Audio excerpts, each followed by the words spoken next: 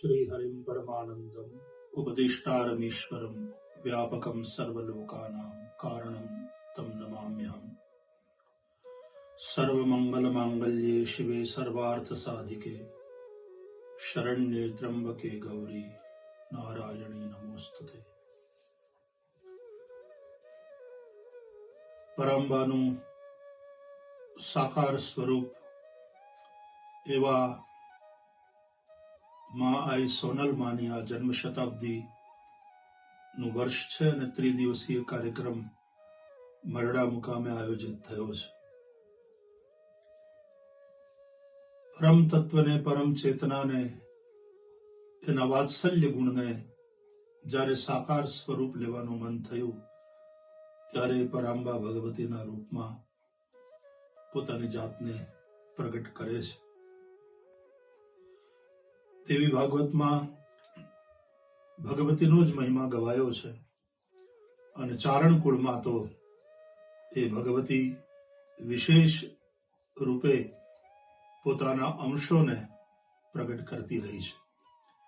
એમાં આઈમાં સોનલમાનું સ્થાન અદ્વિતીય છે।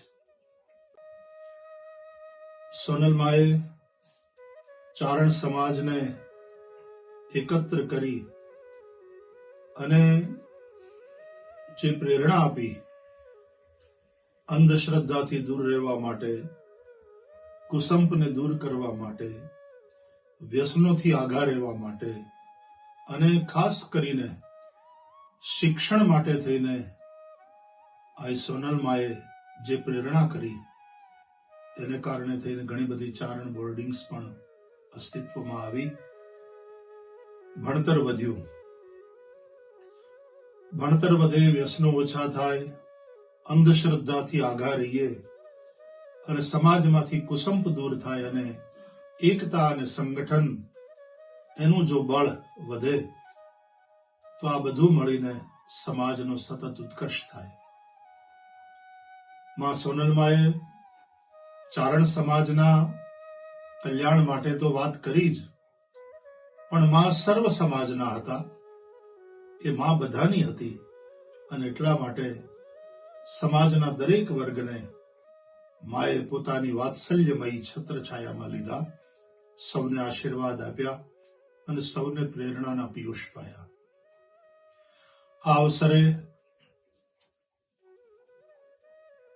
માતૃશક્તિ માં, બનુમાં અને સમગ્ર ચારણ સમાજને ખૂબ ખૂબ અભિનંદન પાઠવું છું।